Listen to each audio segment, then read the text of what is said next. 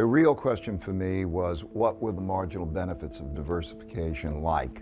What is that going to look like? Okay.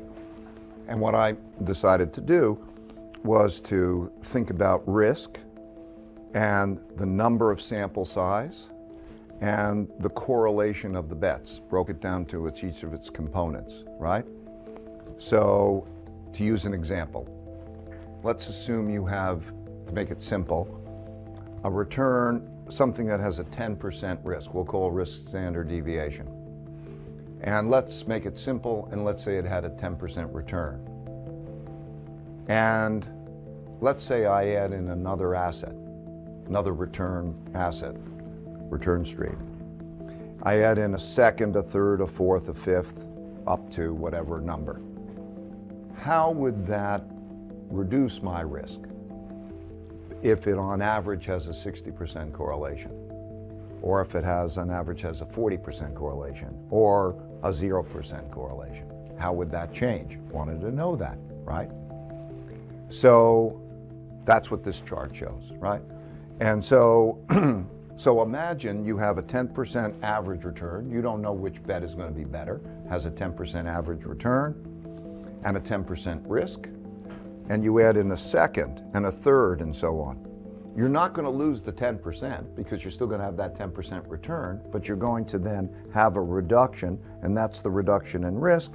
And if it has a 60% correlation and you have 3 or 4, you will get a reduction that maybe is about 15%. And you could add in 1,000 if they're 60% correlated, and you're not going to reduce your risk much. Okay, that's important. Now, if I look at that, how that changes according to the levels of the correlation, I start to think, well, what would happen if I added in something that had a 10% correlation, by way of example?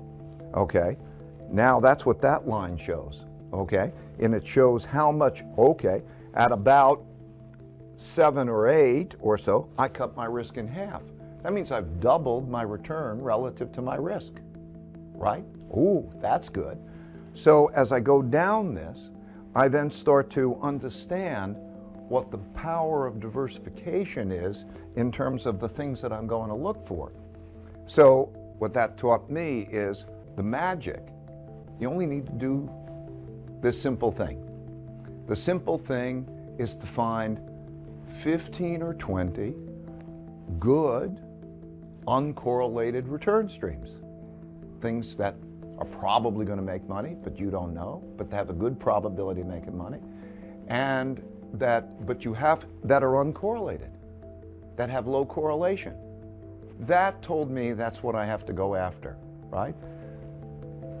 That's the key. A lot of people think that the most important thing you could do is find the best investments. Okay? That's important, okay, but there is no great one best investment that can compete with something like this. So look at this line. When this comes down, you can improve your return to risk ratio by a factor of 5, right? 5 times the expected return for that unit of risk. You can't pick any investments that are probably, nobody's humanly capable in an efficient market probably to pick investments that are 5 times as good individually, but so that path. So it tells me about the power of diversification and balancing risk. So this is the return to risk ratio that happens for each one of those. You know, like if I can get 0 correlation and I have 15 to 20, I'll have an information ratio, a return to risk ratio of 1.25. That means my probability of losing money in a year is only 11%, okay, as distinct from 40% with any one of us. So that's the power of portfolio construction and the power of diversification, okay? So it tells me what I have to go after.